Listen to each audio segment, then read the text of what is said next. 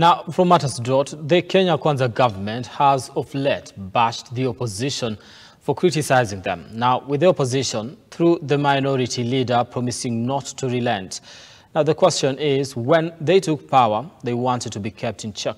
But now that they are in power, that checking is what they do not want anymore as the country's opposition gains momentum. Let's take a look at this particular report. I call upon the President-elect to come forward together with the First Lady waiting. When the Kenya Kwanza government administration took power, they wanted a vibrant and active opposition, raising questions on who exactly will take up the role after the longest opposition leader seemed like he was hanging his boots. The government made it hard for the opposition to be active and vibrant after the president and his team went on a shopping spree for numbers in the National Assembly. They grabbed whoever was interested in joining the government, a move that intended to weaken the opposition. I think it will not have worked out well if the presidency allowed the opposition to control parliament. Because remember that everything that the current government does has its beginning in parliament in terms of policy decisions. So any policy decisions that they pass have to be approved by parliament, which is the oversight body. And that only made sense that then the government was going to ensure that it has the numbers in parliament to enable it to work.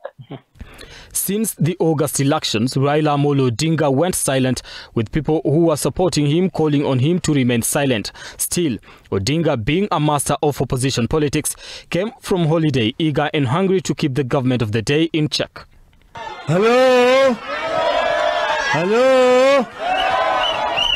Mimi tangu tarehe 15 mwezi wa Agosti nilienda chini.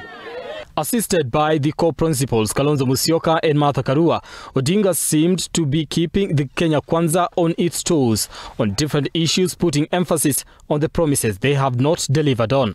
Walisema gharama ya unga itatoka 200 tarudi 70. Imerudi chini. Imerudi chini. Walisema ati bei ya mafuta itashuka. Imeshuka. Walisema kodi ya nyumba itashuka. Imeshuka. Nauli ya matatu imeshuka. This, however, has not settled down well with the Deputy President Gachagua and the President William Ruto.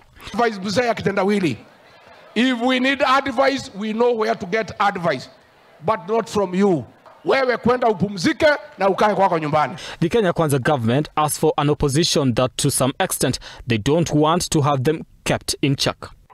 So I think the better approach for the Deputy President will be, rather than try to tell the opposition to keep quiet, I would rather that they focus on resolving the issues, and then the opposition will have no reason to engage in those kinds of rhetoric.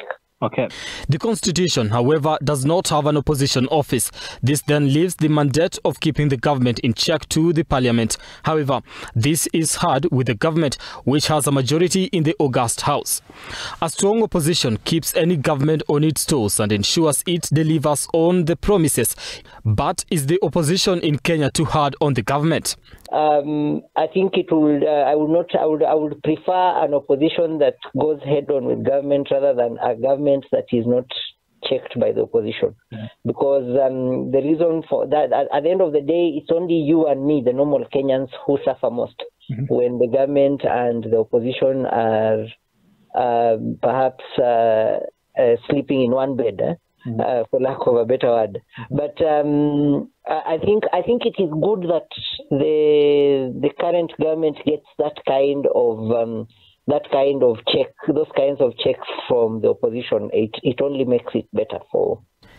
He has been an opposition leader for better time of his political career. Playing opposition politics for Odinga is not something new. After the 2018 handshake, pundits argue that he forgot his suits and people. Raila Odinga and his camp seem to be taking shape and reviving the once vibrant opposition politics in the country. Brian Amuai, Look Up TV, Nairobi.